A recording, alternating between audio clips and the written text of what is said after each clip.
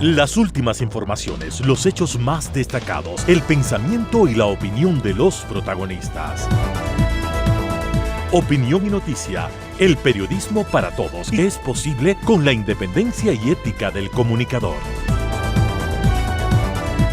En Sucesos, las noticias y las voces de quienes las hicieron o son parte de ellas. Lo del país y del mundo, política y economía, lo social y del arte, el deporte, lo que usted espera saber cada semana. Opinión y noticia, porque interpretar y hacer entender lo que sucede es la razón de ser del periodismo. Con la conducción de Félix Narváez, empezamos.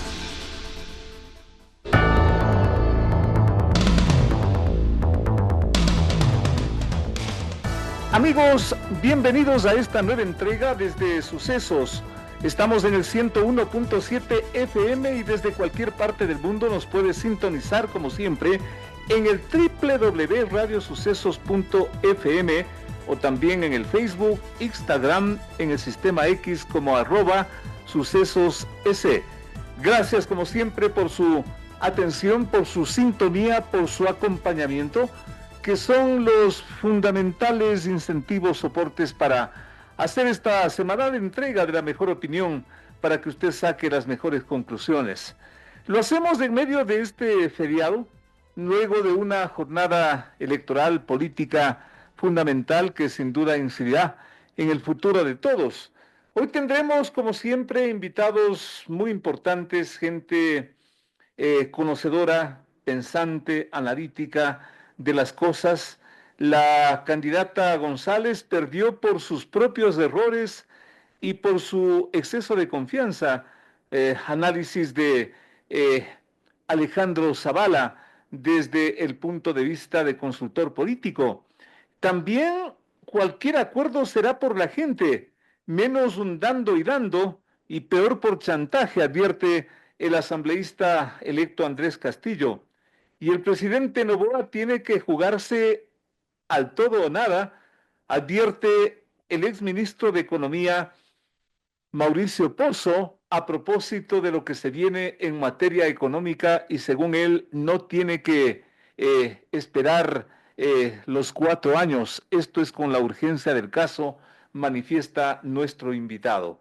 Allí tienen ustedes el plan para el día de hoy, para que usted nos acompañe desde este momento. Muchísimas gracias por sintonizarnos.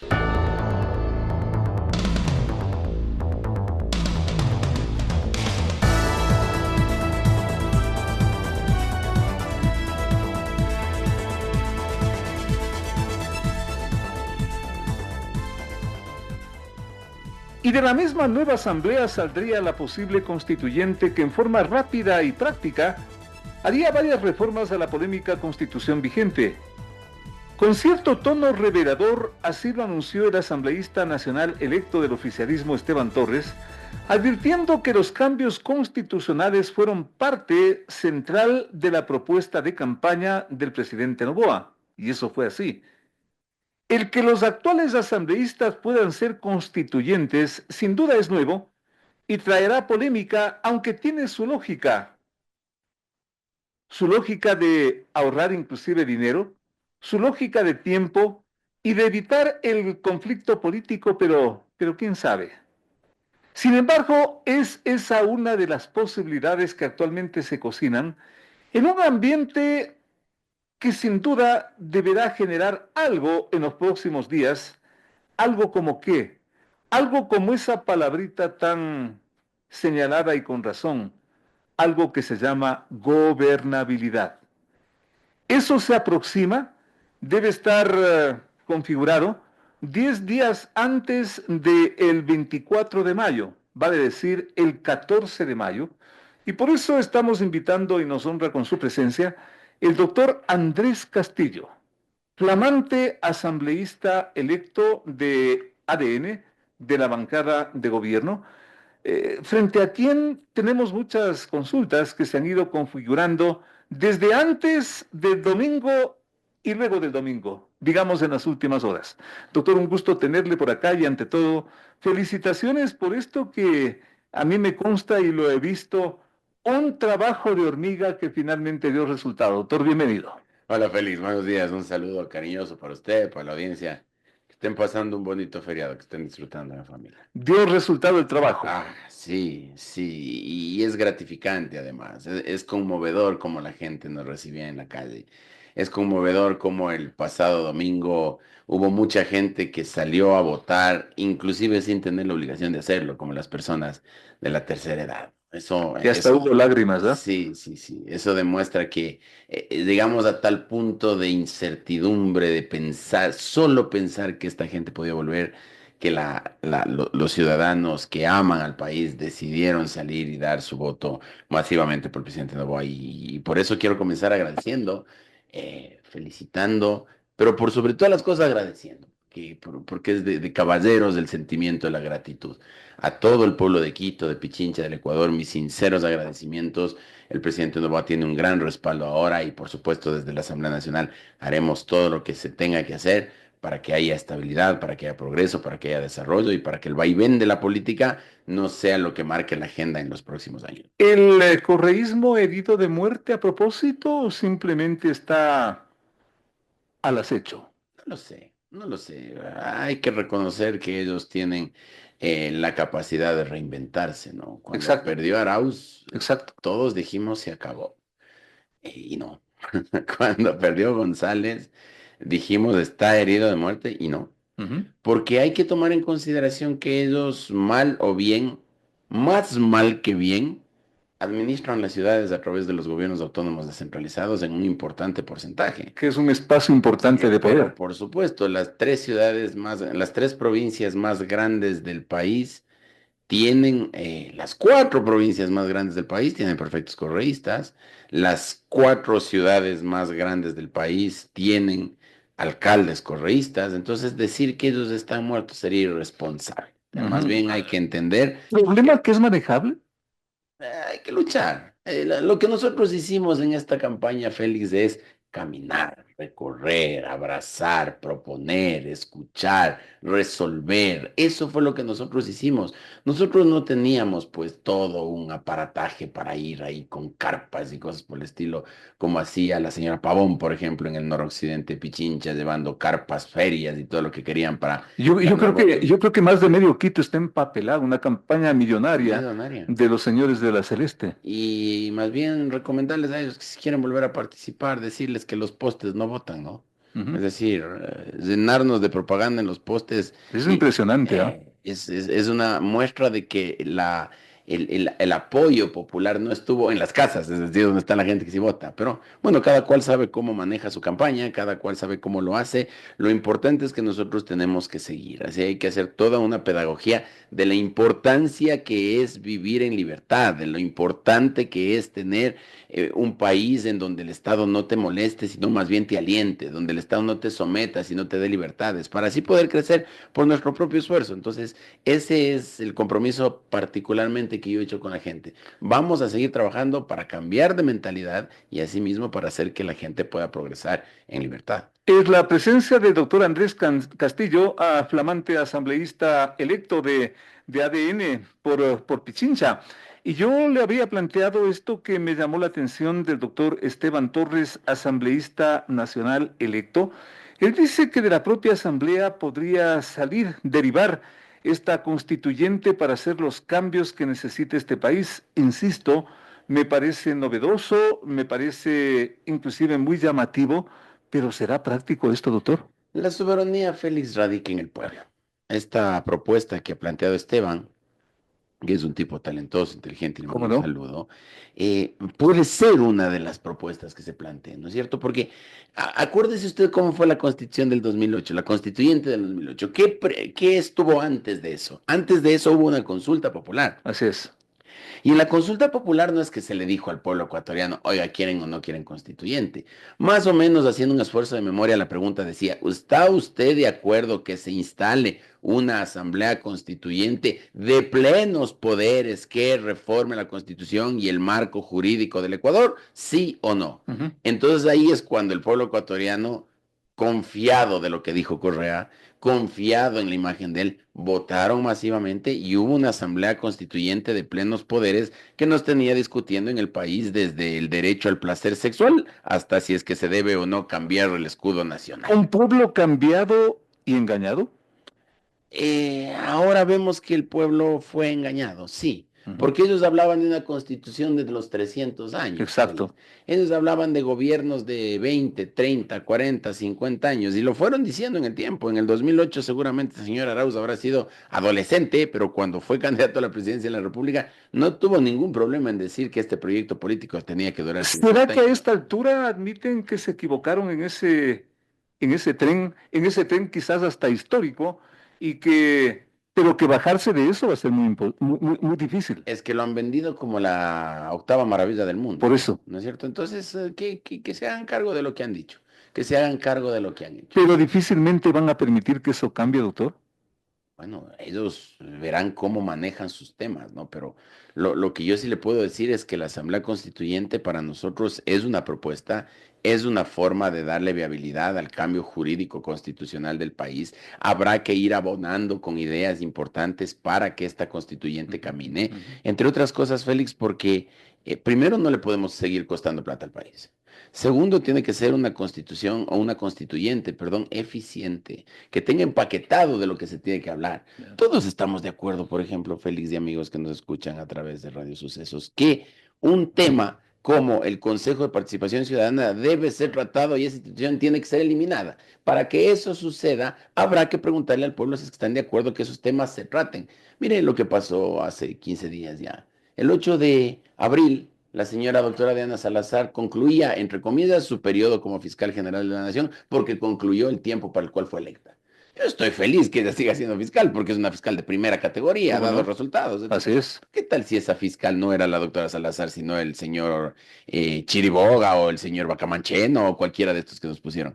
Ahora estábamos por el camino de la amargura y eso resulta porque el Consejo de Participación Ciudadana, que era la institución encargada de nombrar el nuevo fiscal, simplemente no hizo el concurso porque el señor Verduga andaba poniéndose sombrerito con poncho para ver si le ponían de candidato, el señor Franco Lor viendo cómo le salva al señor Gas, la señora Saltos Fugada, es decir, todo un desastre en esa institución. Eso hay que cambiar. Hay que cambiar el Consejo Nacional Electoral. Cambiar eso en pocas palabras, ¿por qué? ¿Cómo hacerlo? A través de la Asamblea Constituyente. Ya. Porque obviamente lo que dice la Constitución de ahora es que no se puede tocar a través de ningún mecanismo todo lo que es la organización y funcionamiento del Estado y sus instituciones. No se puede cambiar a través de ningún mecanismo, sino a través de Asamblea Constituyente. Pero no podemos hacer, Félix, que esa asamblea que viene, que es necesaria, que es urgente, se convierta en un espacio de tema libre, en donde se hable todo lo que se les ocurre. Mira lo que pasó en Chile.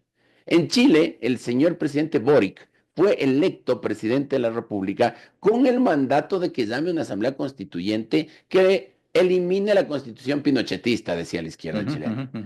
Gana Boric, llama a la asamblea constituyente y esa asamblea constituyente se torna un mercado del más bajo nivel y terminan sacando una constitución que era impresentable. ¿Qué pasó con el pueblo chileno? Les dijo no. Y tuvieron que hacer otra. Entonces, evitarnos ese tema libre, ese hable de lo que sea, ese como en las horas sociales que nos hacían en la escuela. Venga y haga su mejor arte. Eso no podemos permitirnos. Entonces, la Asamblea Constituyente estará constituida o compuesta por asambleístas. Sí, habrá que proponer de dónde salen, habrá que proponer cuántos temas o qué temas se van a tocar y adicionalmente cuánto tiempo se va a demorar, porque esto no puede ser tampoco ahí una carta abierta. Exacto, exacto. Ese es el último, digamos, el otro escenario más bien que hay que consultarle al doctor Andrés Castillo. ¿Esto de aquí para cuándo? Bueno, tiene que ser lo más rápido posible.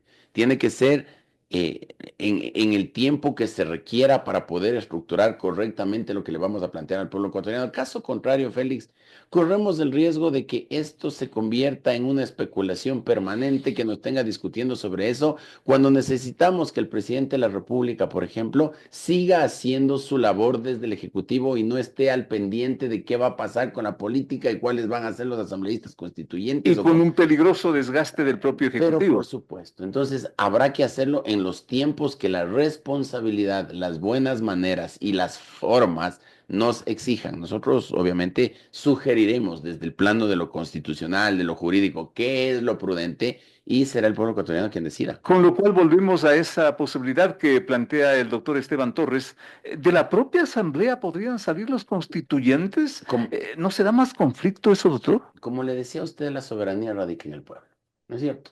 Si es que el presidente de la República convoca, por ejemplo, a una asamblea constituyente, más bien dicho, una consulta popular, para convocar a la constituyente tal cual lo hizo Correa, y en esa pregunta se dice, ¿está usted de acuerdo que se convoque a una asamblea constituyente que será compuesta por los mismos asambleístas que fueron electos en el periodo que... Por último, los asambleístas nacionales. Ya, Por último. por último, ¿no es cierto? Ahí ya veremos cómo. ¿Ya? Y el pueblo ecuatoriano dice que bueno, vamos adelante. Ahí lo importante es que seamos responsables como organización política y nosotros que estamos manejando o que pretendemos manejar la batuta de la asamblea, hacer las cosas de la manera correcta para que el pueblo ecuatoriano entienda que es urgente lo que tenemos que hacer, pero además que sea urgente, que no sea tan caro, que sea eficiente, que responda a las necesidades de la gente y que no corramos el riesgo de que nos quieran meter nuevamente las ideas del socialismo que promulga la Revolución Ciudadana. El doctor Castillo mencionaba como una de las urgencias modificar este conflicto permanente que es el Consejo de Participación.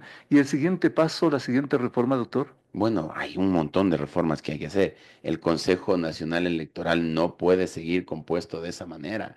Mire, han estado con el cuento este de que están en periodo electoral, se han prorrogado por años, Félix, Sí, por señor. años, Así porque es. la Constitución y el Código de la Democracia dice que no se puede hacer ningún cambio en época de elecciones. Y esta gente ha estado en periodo electoral todo el tiempo. Por eso es que la señora Tamaín, o sea, yo creo que el que más se ha extendido en cargos, además de Maduro y del Papa Francisco, ha sido la señora Tamaín. Es decir, ellos se han alargado en el tiempo tomando normas, es decir, ha sido un alargue legal, pero no es un alargue legítimo. Entonces, eso hay que cambiar. Debemos llevar adelante todo un sistema, por ejemplo, para sacar a los delincuentes de los grupos de atención prioritaria, pues Félix. Los grupos de atención prioritaria en la Constitución de la República son personas que por su condición natural necesitan del apoyo del Estado para poder tener cierta igualdad con el resto de los ciudadanos. Me refiero a las mujeres embarazadas, a los niños, a las personas de la tercera edad, a las personas con enfermedades catastróficas, etcétera, que por su condición natural requieren del apoyo. Son prioritarios, así Son es. prioritarios. Así es. Resulta que en la Constitución del señor Correa metieron a los delincuentes en la misma condición que los ancianos, que las personas embarazadas, que las personas que los niños, etcétera. Entonces, ese tipo de cosas hay que sacar, porque resulta que el Félix Narváez tiene un problema de apéndice, va a un hospital, ¿no es cierto? Le ponen en emergencia, le dicen espere un ratito y el rato que ya le van a dar cama, vienen dos delincuentes que se han apuñalado en la cárcel y ellos tienen que entrar por delante suyo. Ese tipo de cosas se tienen que acabar. Totalmente. Esas novelerías se tienen que acabar. Otra urgencia, doctor Castillo. El tema del sistema penitenciario. En el Ecuador vivimos, por ejemplo, Félix, en una situación en donde el delincuente común, ¿no es cierto? El que se roba qué sé yo, las gafas de alguien, el cerebro del carro, alguna cosa, ¿no es cierto? Entra a la cárcel y le mezclan todo con todo. Entra a ser compañero de celda de los gatilleros, de los violadores, de los vacunadores, de los asesinos, de los jefes de banda, etcétera. En lugar de rehabilitarse, sale peor. ¿No es cierto? Entonces debemos hacer un sistema penitenciario que por un lado sea rehabilitador para el delincuente que pueda rehabilitarse, pero al mismo tiempo sea sancionador hasta el final de aquellos delincuentes que son contumaces y que han cometido delitos graves. Es lo que pasó en la Argentina con la ley esta puerta giratoria que presentó el presidente Milei. Al que hay cómo rehabilitar, le rehabilitamos. Al que no se le sanciona hasta el final, nada que medidas sustitutivas, 2x1, 60%, prelibertad y cosas por el estilo, que han hecho que los delincuentes se nos ríen en la cara. ¿Qué hacer con el IES, que es otra bomba de tiempo, doctor, urgente? El problema del IES yo estoy convencido que es un problema más de liquidez que de constitución o formación de la institución como tal. Lastimosamente, el economista Correa hace años atrás dijo que no era necesario hacer el aporte del 40% al IES porque el IES era una institución extremadamente sólida y solvente. Ya vemos cómo estamos, ¿no es cierto? Hay que trabajar en el fortalecimiento de la institución en cuanto al manejo actuarial y al manejo económico de la institución. Hay que trabajar, por ejemplo, en el tema de cambiar el bendito call center que tiene el IES, en donde una persona le contesta y resulta que esa persona tiene algún vínculo con las clínicas privadas por aparte, y las clínicas privadas, el mismo examen que al Estado le cuesta $5 en los hospitales del IES, en la clínica le cuesta 25 o 30. Bueno, Entonces, fuera, no, 60. ya, entonces, esa multiplicación de valores hace que, obviamente, el IES vaya quebrando porque tiene que pagar más de la cuenta. Y claro, en campaña nunca faltó tu Luisa González, que salía a decir que pobrecitas las dializadoras, no se les paga. Bueno, resulta que muchas de esas dializadoras, Sí, señor. por un examen, una diálisis que dentro de los hospitales del IES le cuesta, por decir algo, $20, en las dializadoras le cuesta $150, $180 y le quieren pasar la cuenta al IES. Entonces, ese tipo de cosas hay que cambiar más que de la norma, de la forma de organización, de la forma de financiamiento, de cómo se manejan los recursos. Si es que nosotros hacemos que el IES siga siendo la institución de los afiliados y no la caja chica del gobierno, y como ha venido haciendo el presidente Noboa, se vayan igualando en los pagos que se tiene pendientes con el IES será una institución que se va a fortalecer y va a Y muchas más cosas que se irán decantando con los días, con el tiempo, doctor, pero insisto, y no por molestar, doctor, ¿usted le ve al correísmo en esta línea de apertura? No lo sé, pero nosotros sí estamos en la línea de dar la mano. A pesar de todo lo que ha pasado, nosotros vamos a abrir las puertas a todas las organizaciones políticas. Lo que sí quiero dejar clarito, Félix, y que me escuchen bien en esta mañana de sábado de gloria. Señores, A ver, cualquier acuerdo legislativo que se tenga será siempre para resolver los problemas de la gente. Nosotros no vamos a admitir ni amnistías, ni salvoconductos, ni solución de problemas judiciales, ni perdón de sentencias de los delincuentes que tienen como líderes. No se irán equivocando. Por ahí vamos. Vamos a trabajar por el Ecuador, de acuerdo, con los acuerdos sobre la mesa para la gente, para resolver los problemas de la ciudadanía y no los problemas judiciales de esos líderes. pero ellos dirán gente como Glass, gente como Correa. Claro, es que esa ha sido lastimosamente la moneda de cambio de todo este tiempo. Cuando se pretende hacer un proyecto de ley, usted me conoce, Félix, yo estaba en la asamblea algún tiempo, ¿Cómo ¿no? no?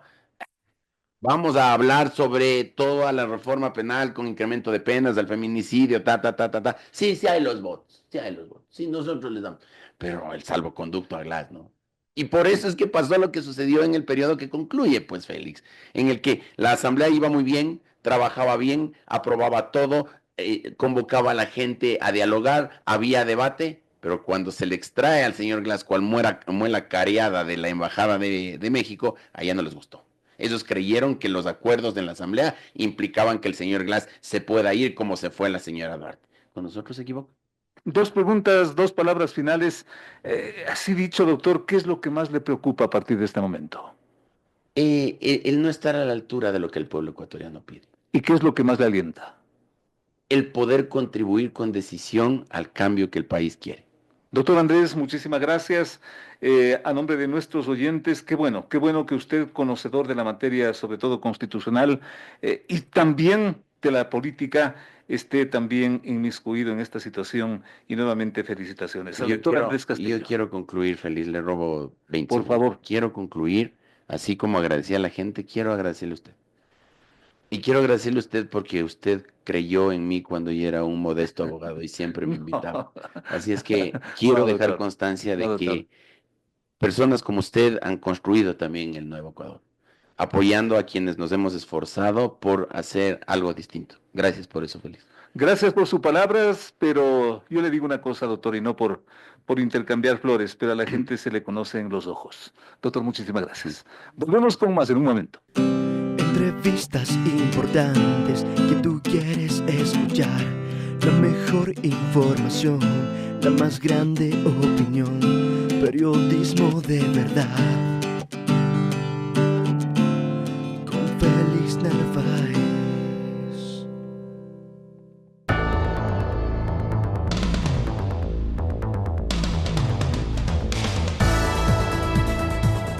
Unos en silencio y otros aceptando los resultados del domingo, los principales cuadros de la llamada Revolución Ciudadana o correísmo han marcado distancia con el rechazo de su candidata Luisa González al triunfo de Noboa, proclamado la misma noche del evento Domingo de Ramos, por la presidenta del CNE, la señora Diana Atamaín.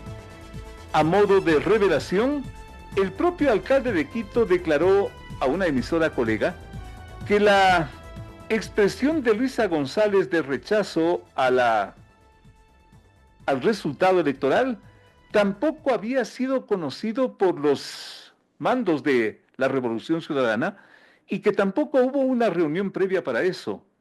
Los alcaldes de Quito y Guayaquil, la prefecta del Guayas, por citar ejemplos, se sumaron y reconocieron y hasta felicitaron el triunfo de Noboa. En forma algo paradójica y desde el exterior, quienes sí apoyan a la señora González son los gobernantes de Venezuela, de Colombia y de México. El resto del mundo, esto está publicado en la prensa, empezando por el propio presidente de los Estados Unidos, Donald Trump, felicitan al pueblo ecuatoriano y felicitan al ganador de la contienda electoral. Son los antecedentes con los cuales estoy saludando al doctor Alejandro Zavala, uno de los principales consultores políticos de este país, para preguntar su criterio sobre lo que ha sido motivo de inclusive polémica quizás en la presente semana, polémica especialmente al interior del correísmo, el triunfo de Noboa, pero sobre todo este rechazo de la señora González, que ¿cómo lo entiendes, Alejandro? Bienvenido. Un gusto tenerte por acá.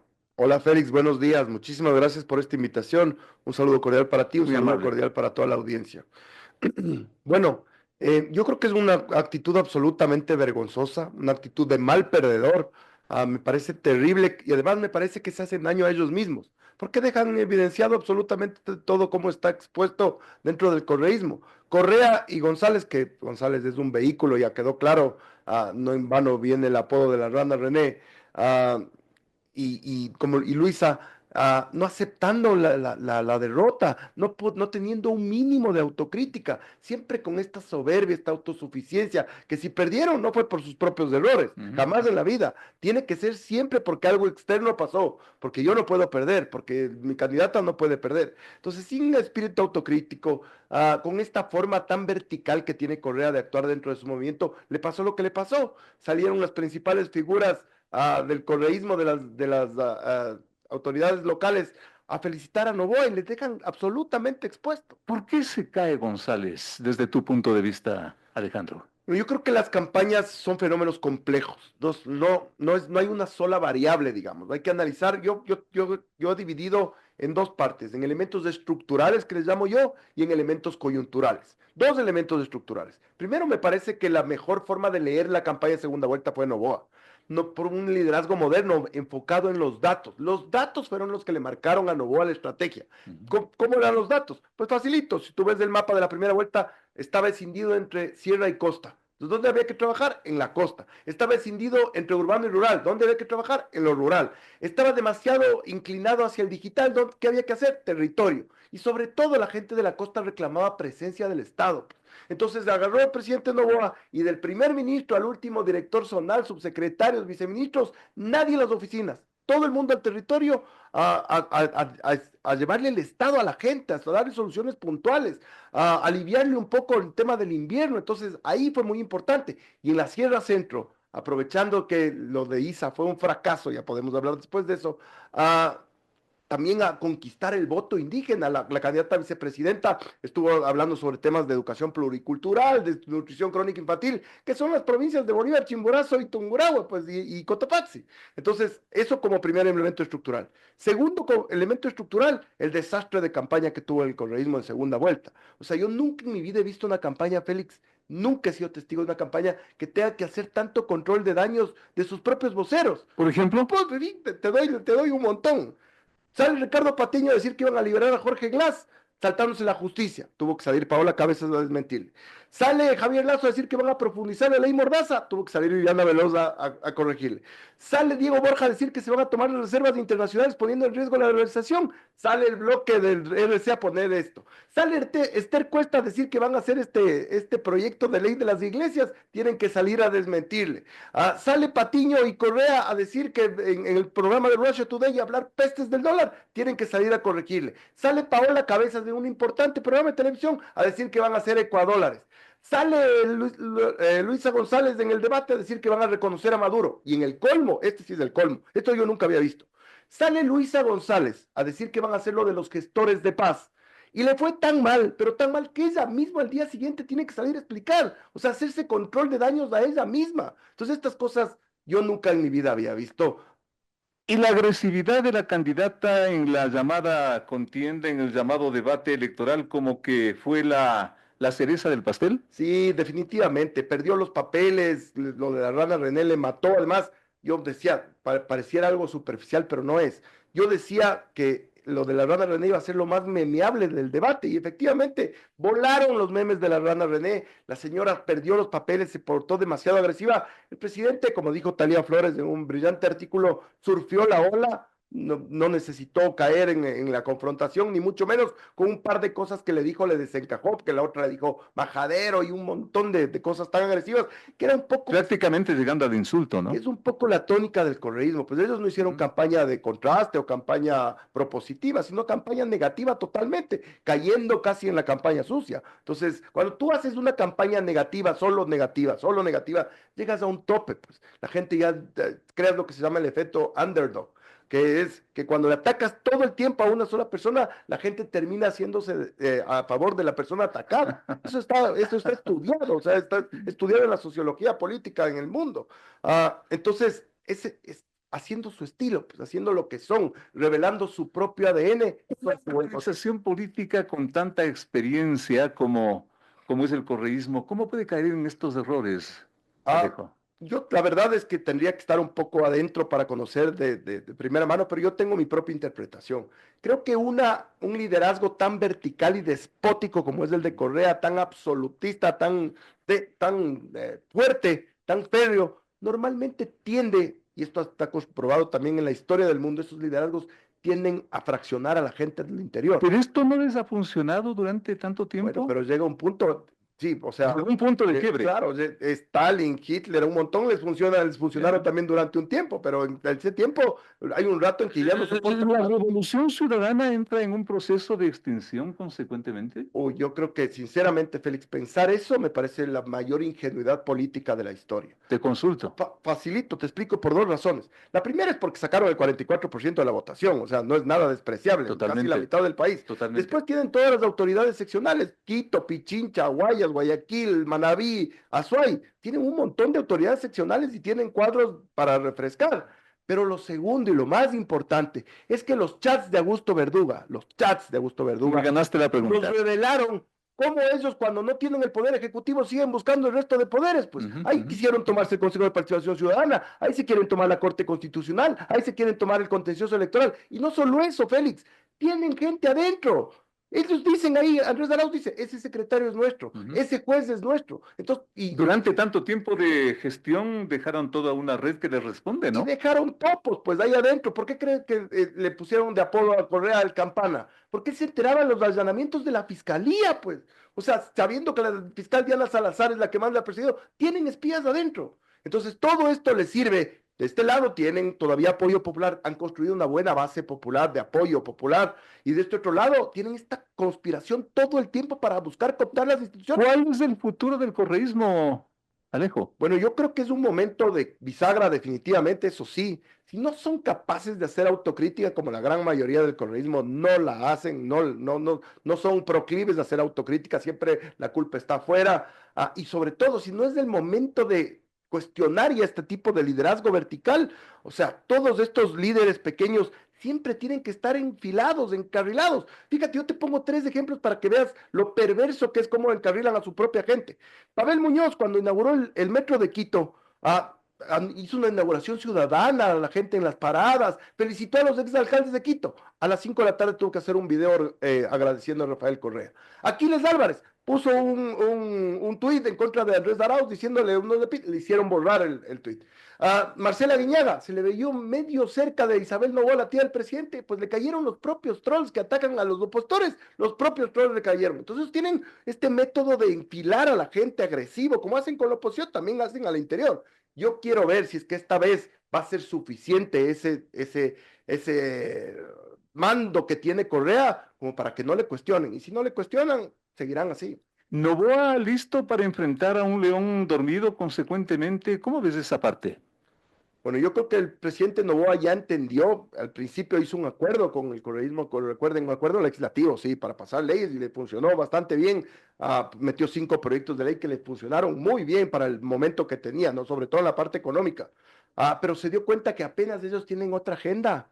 No tienen ningún problema en botar ese acuerdo a la basura y empezar otra vez con su agenda de desgaste. Ya lo vivieron Moreno, ya lo vivió Lazo y ya lo vivió Noboa en su primer periodo. Tienen que saber que ellos siempre cuando ya tengan una agenda que se cruce, por ejemplo, las seccionales, automáticamente se van a ir y le van a empezar a golpear otra vez. Entonces, lo que tienen que hacer, ¿Cómo enfrentar Noboa yo te digo, esta situación? Félix, la legitimidad que le da a Noboa a ganar las elecciones, de haber ganado las elecciones, Totalmente. con esa diferencia además de 12 puntos, tiene que hacer que el presidente y el gobierno pongan la agenda conceptual. ¿Qué es la agenda conceptual? Miren, señores, yo gané las elecciones, ¿no es cierto? Aquí están mis propuestas de seguridad, de reactivación económica, de judicial y de reformas de la Constitución que necesito. ¿Quiénes se quieren sentar? A la luz del día, sobre la mesa. A ver, ¿quiénes quieren sentarse? Yo creo que necesitamos la ayuda extranjera. ¿Quiénes van a ayudar?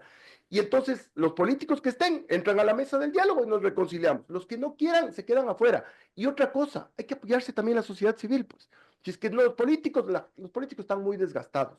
Tienen que entender que la base social se hace también con la sociedad civil. Todo esto te da la espalda que necesitas para poder empezar a meter tus reformas rápidamente para cambiar el Estado, porque el presidente creo que lo tiene claro. Son 4 cosas. Tema seguridad, hay que hacer algo. Tema reactivación económica, empleo, inversión, Fundamental. es fundamental. Tema judicial, él lo dijo anoche en la entrevista, hace unos días de la entrevista de CNN, el Código Integral Penal, esta filosofía absolutamente garantista traída de Eugenio Zaffaroni de Argentina, de que los delincuentes tienen los mismos derechos de las víctimas, hay que parar. Y las reformas constitucionales, Félix, hay que eliminar esa novelería de los 5 poderes, hay que sacar ese Consejo de Participación Ciudadana, que es un cáncer, o sea, lleno de pus, que de ese lado lo único que quieren es cooptar las instituciones de control. Entonces, si ellos tienen las instituciones de control, te van a boicotear, te van a molestar. Entonces, eliminar el Consejo de Participación Ciudadana y cambiar algunas cosas de la Constitución de ¿Tú Montecristo. le ves al correísmo asumiendo, admitiendo, viabilizando ese tipo de cambios que el país demanda? No creo, la verdad es que ellos... Entonces, Alejo, Es que ellos siempre se han opuesto, por ejemplo, a que regrese una base de Manta, Por una favor. base militar, Por ejemplo. está en su ADN. Pero entonces eso es lo que yo digo. Esas son las propuestas y además son propuestas legítimas porque su plan es el que ganó las elecciones. Entonces, ¿quiénes más se juntan? Si acaso que sí tienen un bloque importante, no hay nada que hacer, pero no son los únicos. Y además es el pueblo el que tiene que respaldar esto. Por eso es que hay que hacer una amplia base de apoyo que incluya a la sociedad civil, que incluya a los líderes de opinión, y que eso les dé la fuerza, porque los políticos son vivos, Félix, también. Por favor. Ellos saben que ellos quieren también reelegirse y oponerse a todas estas reformas que todos los ecuatorianos queremos con desesperación, pues que no tenemos empleo, no tenemos seguridad. Sí, señor. Sí, Sí, se señor. puede oponer. Así es. Entonces, el rato que se oponen se van a quedar aislados seguramente y no van a volver a ganar una elección ni en el consejo estudiantil de su colegio. Los 100 días van a ser muy importantes, estos 100 días famosos que se le da inclusive a Noboa. Yo creo, Félix, que con la experiencia gigantesca que tienes tú en cubrir la Asamblea, el Congreso en la época, yo creo que va a ser muy importante cómo se vea el 14 de mayo. Por favor. Ayer, el otro día el presidente dijo... 10 días antes de la posesión. Sí, el otro día en la entrevista de CNN el presidente dijo que ya tienen 71 asambleístas. Sí, sí. Vamos a ver cómo llega. Sí, Vamos a ver cómo llega el 14 de mayo. Imposible. El 14 de mayo, tú sabes, preside la sesión, la asambleísta más votada, que es Anabel Asín, pero ahí se eligen las autoridades. Se eligen la presidente, las 2 vicepresidencias, el CAL, todas las comisiones. Yo creo que si es que el presidente llega bien fortalecido ahí, va a poder meter un montón de reformas por ahí, porque el otro camino, el de la constituyente, supone un proceso bien escabroso. Está consagrado en el 444 de la Constitución, pero sobre todo tienes que pasar un estatuto de ver, porque el presidente no quiere una constituyente tipo Montecristi recargado, él quiere una comisión que redacte un nuevo texto constitucional. Y entonces para esto tienes que... Algo rápido y efectivo, dice. Esto tienes que, pero el proceso no es rápido y efectivo, porque tienes que tener la venia de la Corte para poner el estatuto, en donde vas a decir por qué razón quieres que Asamblea Constituyente, vas a poner el método de elección de los asambleístas constituyentes, y la Corte Constitucional ya tiene jurisprudencia en eso, se opone radicalmente a la asamblea, a una nueva Asamblea Constituyente. Entonces ahí tienes que ser vivo y saber por dónde metes qué. Su equipo jurídico, el equipo jurídico de la presidencia tiene que decir, vea presidente, aquí podemos meter por reforma parcial, aquí podemos poner por decreto por ley orgánica, ley de urgencia económica. Acá tenemos que poner por decreto. Qué complicado, ¿ah? Es que eso es del mapa, ese es el trabajo que tienen que hacer pues el equipo del presidente. Claro, por eso tiene claro. un buen equipo, tiene que rodearse de los mejores juristas que le digan, o sea, esto metamos por reforma parcial, porque vamos a tener la anuencia, esto metamos por ley regular, esto metamos por ley de urgencia económica, esto, o sea, tiene que haber un trabajo y una agenda clara. A mí me gustó que el presidente el domingo en Olón, cuando recibió los resultados, dijo, yo me estoy regresando mañana a Carondelet para trabajar en la agenda legislativa. O sea, ya tienes que llegar al 14 de mayo clarísimo, con todos los proyectos de ley y todas las formas que tienes para que esto vaya rápido, porque como tú dices, 100 días, no sé, porque ya tuvo 15 meses. A manera de resumen, Alejo, clarísimo tu análisis, ¿qué es lo que te preocupa? No mucho, yo creo que el presidente tiene estas cuatro visiones que es lo que nos van a sacar del hueco en el que estamos. La parte económica es muy importante, la parte de seguridad es muy importante, las reformas, etcétera. Creo que hay la visión ya, creo que sabe por dónde tiene que ir rápidamente. Y creo que esta experiencia de segunda vuelta, de acercarle el gobierno al territorio, a la gente, de solucionar los problemas, es muy buena.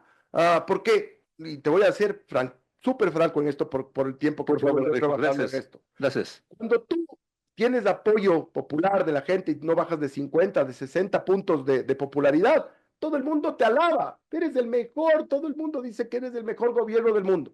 Pero cuando pierdes ese respaldo popular y tienes poco, perdón lo coloquial, hasta el más gil te busca problemas. Entonces, tienen que cuidar la gestión, yo siempre digo, tiene que tener dos caminos, Félix. Uno, el gobierno siempre vive en crisis, en una crisis permanente, porque el gobierno, la gente nunca va a estar conforme con todo lo que hace el gobierno. Siempre pasará algo en un hospital, pasará algo en el derrame de crudo, Entonces tienes que tener un equipo para eso, pero nunca descuidar el largo plazo, la visión, el legado que tienes que dejar a la siguiente generación o al siguiente gobierno que venga. Entonces, dos equipos, uno que esté en crisis solucionando el problema de la gente y otro que vea a largo plazo, que vea la película, que vea dónde queremos llevar el país y cómo logramos llegar a ese camino. Te decía qué es lo que te preocupa y qué es lo que te alienta, Alejo. Bueno, creo que la reacción de la gente en general en el Ecuador ha sido buena, creo que hay un respaldo, logró un espaldarazo muy importante, esa diferencia le va a dar un montón de legitimidad,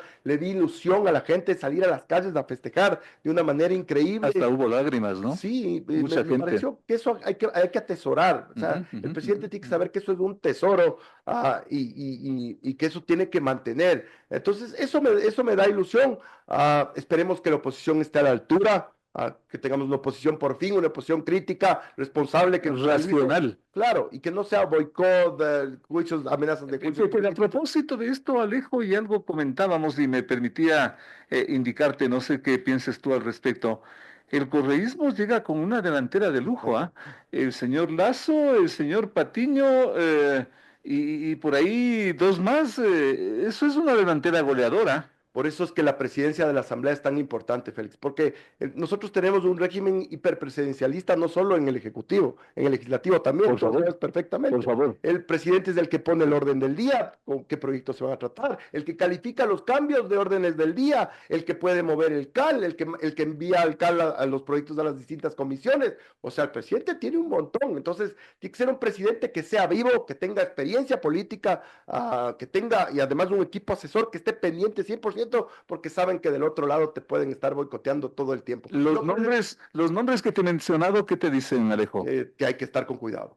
O sea, son gente que están especialistas en tratar de ponerte el pie, de boicotearte, de minarte, de socavarte, porque esa es la forma que ellos entienden de hacer campaña. Ellos han hecho una campaña enteramente negativa, no de propuestas, sino negativa en contra del gobierno. Entonces, lo que yo digo ahí es que ser muy inteligente, estar 24/7 todo el tiempo viendo y negociando, y también alguien que pueda sentarse con los diversos bloques y lograr apoyos que sean necesarios para impulsar ciertos proyectos. Gracias por tu franqueza, por tu claridad y por tu precisión, Alejandro Zavala, consultor político, haciendo un análisis de esto que tanto se ha comentado y tanto se seguirá comentando, y que a mí me da la impresión que hay que virar la página, porque ya está empezando, si no ya empezó, la nueva historia que significa darle forma a eso que es el complemento de la elección en el Ecuador, que significa ¿qué? Significa trazar un camino a través de la Asamblea para lograr esto de lo que tanto se comenta, la gobernabilidad. Como me permitía decirle a Alejandro, a mí de alguna forma me llama la atención porque el correísmo se ha esmerado en poner lo que yo llamaría una delantera de lujo, Patiño y compañía, para hacer qué nomás. Y frente a eso, tiene que poner también una delantera que sepa enfrentar el presidente Noboa. Gracias a Alejandro Zavala. Una pausa. Volvemos con más.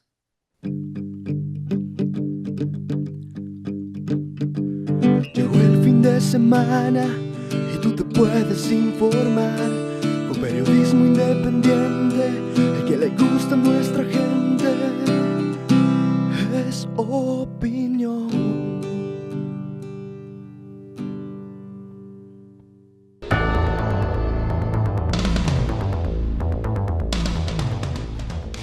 De casi 1.900 puntos a algo más de 1.200 cayó el llamado riesgo país tras los resultados electorales de la segunda vuelta que dan ganador al presidente Daniel Noboa. El llamado riesgo país es un indicador de la confianza que, en este caso Ecuador, proyecta en eventos trascendentales como la definición presidencial. Pero aunque importante, ese solo es un elemento guía del complejo mundo económico-financiero que se proyecta tras una jornada cargada de ofertas y de señales propias de cada opción, de cada candidatura y mucho más presidencial. El economista Mauricio Pozo, quien es considerado uno de los mejores exministros de Economía de este país, nos acompaña vía telemática en esta mesa de trabajo y le agradecemos por aceptar esta invitación. Vayamos, como siempre decimos, directo al grano. Poco tiempo para analizar tantas cosas, pero empecemos por eso que yo creo que fue hasta determinante en el resultado electoral. Con este resultado economista finalmente se salvó la dolarización, estuvo en riesgo la dolarización. Empecemos por allí. Economista, bienvenido, lo escuchamos. Muchas gracias, Félix. Gracias por la entrevista. Tal vez empezar indicándole que no le vi nunca a la dolarización en riesgos en las últimas fechas. Creo que los recursos que la alimentan, como son las exportaciones, el financiamiento externo, las propias remesas, menos la inversión extranjera, que ha sido muy baja, han permitido un nivel de liquidez adecuado y eso se ha evidenciado en el crecimiento de los depósitos eh, y con el apoyo de los multilaterales, un programa económico que ha ido cumpliendo de alguna manera las metas. Desde esa lectura yo creería que no había riesgos. Eso no quiere decir, sin embargo, que si no se complicarían las cosas, o más bien si se complicarían las cosas, podríamos entrar en una etapa de dificultad. En algún momento el pensar utilizar las reservas internacionales, por darle un ejemplo, o el pensar imponer restricciones al libre flujo de capitales, como sería aumentar la tasa de impuesto a la salida de divisas o alguna otra acción de esa línea, sí podría llevarnos a una situación difícil o simplemente manejar mal las finanzas públicas. Pero esa no es la realidad, ese no es el momento actual. Creo que con lo que se acaba de producir hay más tranquilidad. No es que esté garantizado nada, porque en economía hay que trabajar todos los días y esto es dinámico, pero de todas maneras creo que hay un horizonte bastante más tranquilizador de lo que tenía el país hace pocas horas atrás, pero que exige asimismo grandes desafíos, que lo podemos conversar a continuación. Y esa es la siguiente, justamente pregunta, el siguiente escenario. Grandes desafíos empezando por dónde, como cuál, señor economista. El Ecuador, perdón que algo le pasó al aparato, no sé si me escucha. No se preocupe, estamos muy bien. Estamos muy bien Ya, económicamente, por favor.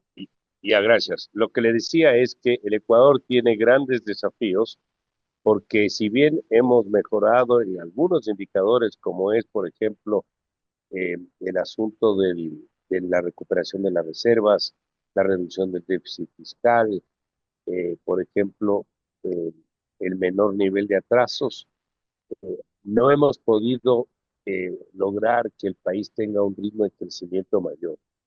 Se acaba de anunciar hace poco el resultado de cierre del año 2024 y resultó lo que habíamos anticipado algunos. El país decreció en el 2%. Y este año las estimaciones hablan, el Banco Central habla de un crecimiento del 2.8, yo creo que está sobreestimando la estimación. Yo no creo que lleguemos más allá de un 1,5, en el mejor de los casos 2%. Lo que habremos hecho es simplemente recuperar la caída del año pasado y estaríamos muy cercanos al crecimiento de la población. Esto en palabras sencillas significa que mejoras en el empleo no van a existir.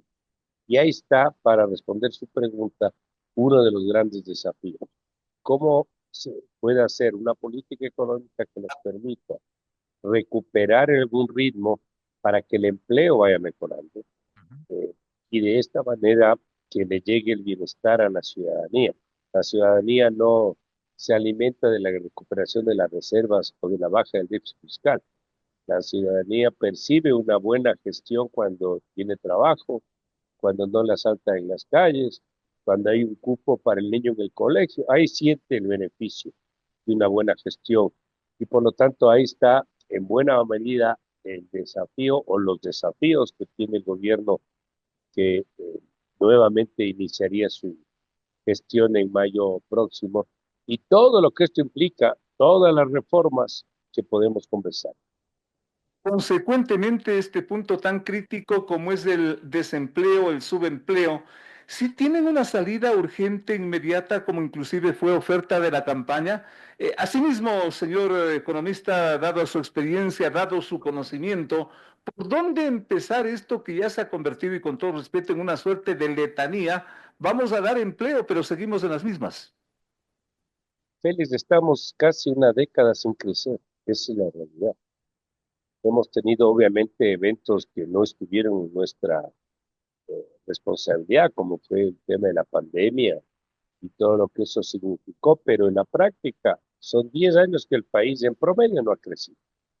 Y esto obviamente es un problema, porque esto implica que mantenemos esa relación de 3 de cada 10 que tienen empleo y 7 de cada 10 o que no tiene trabajo o está en el subempleo o alguna de esas figuras intermedias que se pueden encontrar. Dicho esto, Esas cifras, ¿cómo superar esos niveles? nosotros en el Ecuador, si no tenemos un incremento sustantivo de la inversión, sobre todo privada, nacional y extranjera, va a ser muy complicado entrar en una recuperación económica que signifique mejoras de empleo. Y ese proceso no es un proceso de un día para el otro. Si creemos que mañana vamos a tener, porque procede en algo el resultado, eso no se va a producir. Hay que buscar emprender una serie de acciones que le pueden enumerar algunas de ellas. Eh, Vamos a esperar un cierto tiempo para empezar a sentir los efectos favorables de esa política. ¿A Una qué serie, podría? una serie de acciones, por ejemplo, economista. A ver, no hemos hecho nada en materia de bajar la rigidez del presupuesto y la obesidad estatal. ¿Y por qué esto es importante? Porque en la actualidad, si usted al presupuesto le empieza a restar lo que tiene que pagar en nómina, lo que tiene que pagar en deuda, lo que cubren los subsidios, lo que tiene que pagar en el mantenimiento de la operación del sector público, lo que tiene que asignar por ley a los municipios, a las prefecturas, a educación, a salud. Lo que le queda para inversión pública, que es un ingrediente para crecimiento, es prácticamente cero, o muy cercano al 1%. Entonces, eh, eso demanda un cambio, en algunos casos legales, para poder nosotros tener un espacio de inversión y que eso colabore con el crecimiento económico. Entonces ahí tenemos reformas que nos hemos adoptado y que están sobre la mesa. ¿Qué otro? Ujú. Nosotros no podemos seguir con una estructura laboral obsoleta y caduca como la que tenemos. Si bien es cierto, no nos fue bien la consulta popular donde se perdió el tema del trabajo por horas, el nuevo gobierno tiene que hacer todo lo que sea necesario para insistir en una ley mucho más moderna que facilite la contratación, que aborde el trabajo por horas, las modalidades de contrato, el tema de la jubilación patronal, el tema de los costos de despido y de contratación, es decir, una serie de acciones que permitan facilitar la contratación y por lo tanto ayudar al empleo también. Esa es otra reforma que está sobre la mesa. Le doy una tercera, seguridad social. Es una bomba de tiempo. Este no es solo un problema del seguro, este es un problema fiscal. 40% de las pensiones aporta el Estado. Sin una reforma a la seguridad social y sin una especie de techo a esa asignación, esto va a ser imposible de cumplir. Y por lo tanto, esa reforma no puede esperar. Ya hay un trabajo hecho, ya hay insumos entregados para poder entrar en una reforma, pero no podemos seguir esperando. Le doy un cuarto elemento, el rol del Estado y de las empresas públicas. Vamos a seguir con un Estado que vende gasolina, que administra hidroeléctricas, empresas de telecomunicaciones. Ese no es el rol del Estado, ese es un trabajo empresarial. No podemos seguirle dando al Estado un rol que no le compete. Le doy un quinto para no alargarme más. Reforma a Petroecuador. Vamos a seguir con una empresa que no puede generar más producción porque no tiene ni la infraestructura adecuada, ni la eficiencia en los niveles que corresponde, ni la tecnología, y con problemas de corrupción de distinta magnitud. Eso tiene que entrar en una reforma integral donde podamos abrir el capital para inversionistas privados del Ecuador, el propio Estado ecuatoriano, los inversionistas de afuera, algo parecido a lo que hicieron los brasileños con Petrobras, pero seguir como estamos no nos va a ayudar a mejorar la producción y vamos a desperdiciar recursos. Entonces ahí tiene, solo para citar, 5 de los cambios de fondo que se requeriría para que el país pueda entrar en un proceso de recuperación y poder alcanzar mejores niveles de empleo. Sobre esa última parte que usted manifiesta, señor economista, ¿vendría a chocar con la promesa electoral, con la promesa de campaña de no privatizaciones? Este elemento también tan utilizado políticamente, ¿cómo juega en estas necesidades que usted las plantea como urgentes, economista? Bueno, hay un marco legal, obviamente, que no permite la privatización de empresas públicas en el Ecuador, pero hay algunas figuras intermedias, pongámoslo así, que se podrían utilizar. Están las alianzas público-privadas, están los contratos de inversión extranjera, están las concesiones. Es decir, hay algunas figuras sobre las cuales habrá que encontrar cuál es el campo de acción. Pero aquí, más allá de los mecanismos, hay que pensar en el fondo. O sea, seguir en esa línea que estamos no nos va a llevar a ningún lado. Y eso que ni siquiera me meto en el tema minero, que ahí también tenemos un campo de opciones y de crecimiento importante, y obviamente hay una oposición también de algunos sectores. Pero fíjese, el resultado electoral que se acaba de producir, yo creo que va a dar algunas, diría, herramientas adicionales. Eh, yo creía que hay debilitamiento de ciertos grupos también.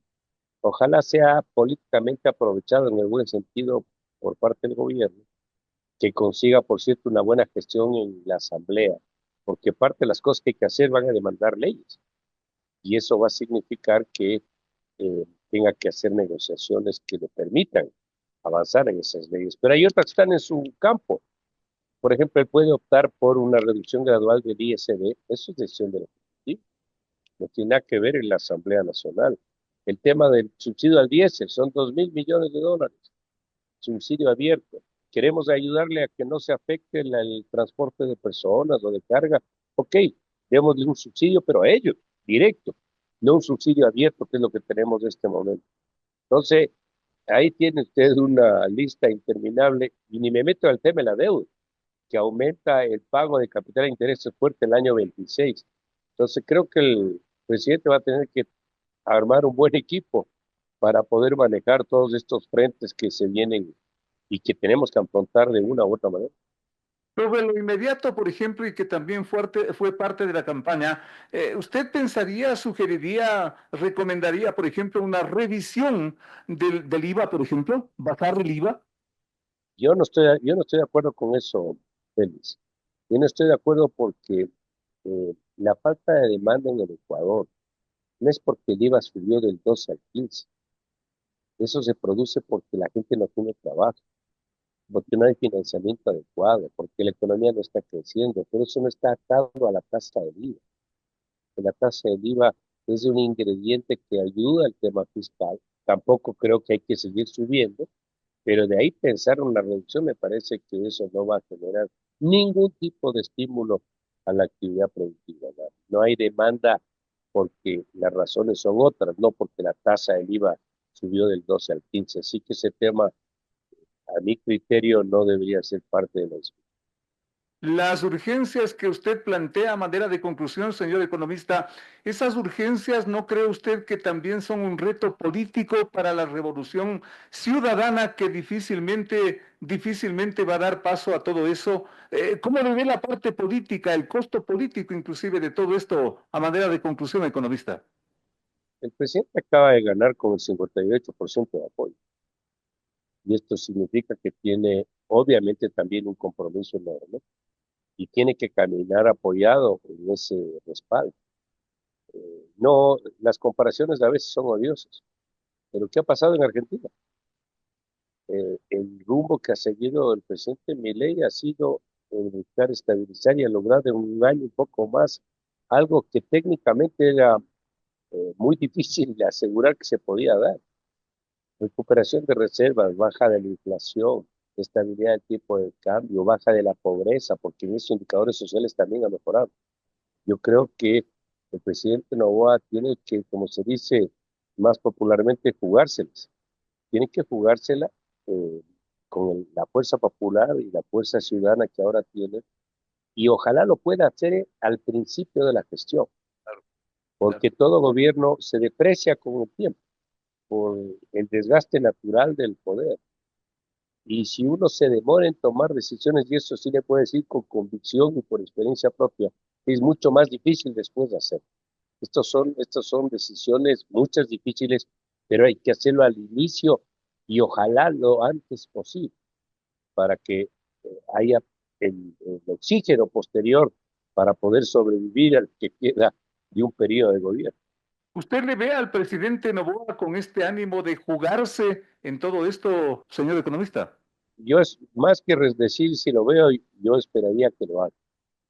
Yo esperaría, ya no estamos en campaña hablar de que va a topar el subsidio al 10, se entiende que no lo iba a hacer, o hablar de una reforma a la seguridad social que tiene que abordar temas como la edad de jubilación u otras, tampoco lo iba a hacer, hasta podría políticamente entender eso, pero ya no, se acabó.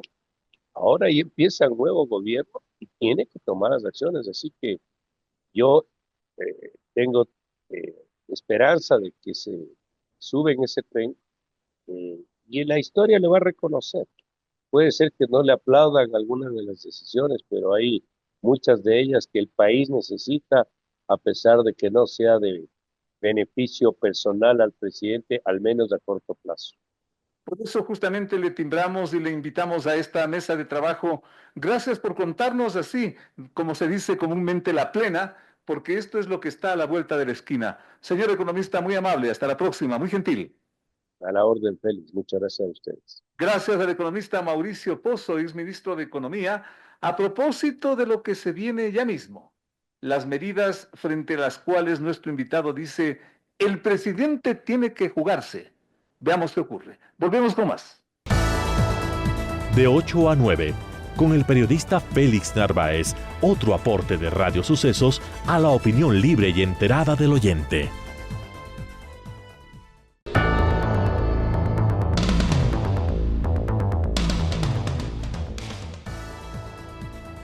pasado prácticamente una semana, yo diría casi un suspiro, desde que el domingo anterior el Consejo Nacional Electoral, a través de su titular, la señora Diana Tamaín, la misma noche del domingo proclamó los resultados, dando como ganador al presidente candidato Daniel Noboa. Ha sido casi como un suspiro, porque a esa jornada el país llegó víctima de, yo diría, más de un entresueño, más de una preocupación, yo diría con una suerte de atado de nervios y de preocupaciones justificables. Y por allí voy entrando en lo que me permito comentar para agradecer y retribuir la atención de ustedes. La señora González, inclusive como manifiesta nuestro invitado al inicio de esta programación, pierde por sus propios errores. Sí, señor. Modestamente y desde mi punto de vista como periodista, yo puedo poner como testigo a colegas a los cuales les dije, les reiteré, y me parece que en algún momento y por responsabilidad no insistí en eso, pero hoy sí creo que estoy en el deber inclusive profesional de decirlo. Yo nunca pensé, nunca creí en el famoso empate técnico. Para mí ese fue otro instrumento en el cual, y de paso también juegan su papel las llamadas encuestadoras, que son parte de todo este juego político para que el cliente de las mismas pida el resultado que quiere, porque a la final son empresas que producen algo. Las panificadoras producen panes y las encuestadoras producen proyecciones. Y el cliente es el que finalmente consume eso y sabrá por qué lo hace y sabrá para qué lo hace, y peor cuando entramos en el campo político. Yo nunca creí en el famoso empate técnico. ¿Por qué? Y aquí ustedes me van a disculpar con todo respeto, porque pretendo decir al juego político, aunque a veces esto también tiene su costo, al pan pan y al vino vino. Yo creo que este país no es con una mayoría de imbéciles que creen tantas cosas que en una campaña electoral se emiten y que por eso tiene que votar. Los ecuatorianos simplemente le dijeron no a la posibilidad de que, por ejemplo, se elimine la dolarización. Le dijeron no, por ejemplo, a que un comité de ángeles caídos del cielo, los famosos mediadores espirituales o algo así que dijo la señora, serán los que pongan la paz para enfrentar al crimen organizado. Estos ángeles de luz que caen de la nada para hacer la paz en el Ecuador. ¿A cambio de qué? De que las Fuerzas Armadas y la policía enfrente a la delincuencia con la rudeza y con la maldad y la crueldad que lo hace. ¿Qué pueden hacer frente a eso los ángeles caídos del cielo, con el respeto de los ángeles? Nada, pues. A eso también la gente le dijo no. Le dijo no a la sucesión de revelaciones que, a través, por ejemplo, de las grabaciones de la famosa Liga Azul, el país hoy se entera de cómo el correísmo se reparte el poder, inclusive poniéndose apodos para que en el momento que esto se haga público no los identifique. Yo creo que ese mal le cayó del cielo, eso sí, del cielo, a los ecuatorianos, para que se den cuenta cómo es este manejo del poder tras bambalinas, como también dicen los técnicos. El tema de la dolarización, que ya lo mencionamos, eliminar la dolarización porque esto le cae mal a los ecuatorianos, y lo dice el señor Correa y lo dice el señor Patiño en un programa prácticamente la víspera de las votaciones. A eso también le dijo no el ecuatoriano. El ecuatoriano le dijo no al mal comportamiento de la candidata en un llamado debate donde se porta a la señora hasta grosera. Fue preparada para eso. ¿Para qué? Para buscar un incidente, para incidentarse con el contrincante, con el adversario, con el candidato Noboa, para inclusive insultarle. La expresión que ya inclusive es mejor olvidar, que le profirió la señora de la nada. Le dijo lo que le dijo. ¿Por qué?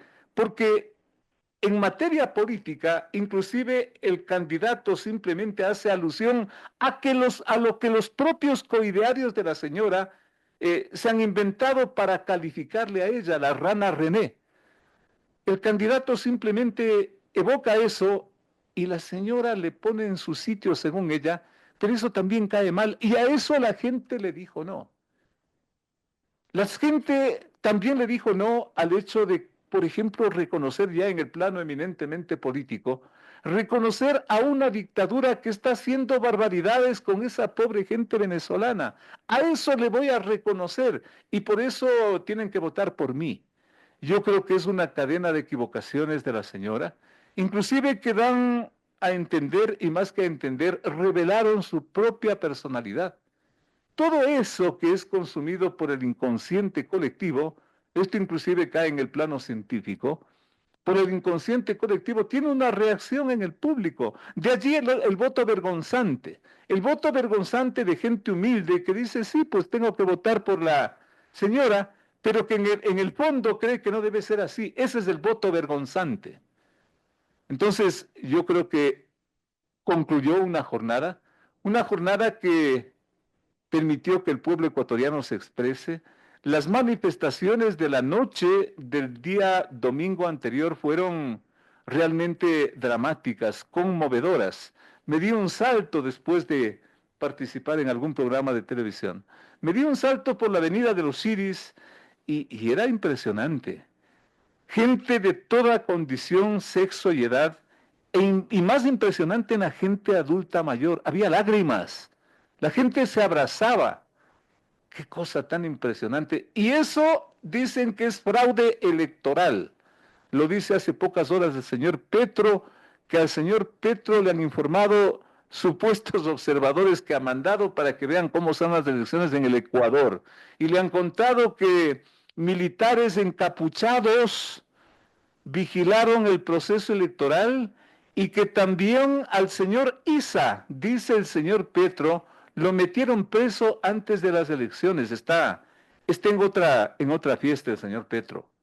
Ventajosamente el mundo internacional, empezando por el señor Trump, le agradeció y más que agradeció, le felicitó al pueblo ecuatoriano, agradeció por el gesto democrático y felicitó por escoger un mejor camino y ojalá un mejor futuro.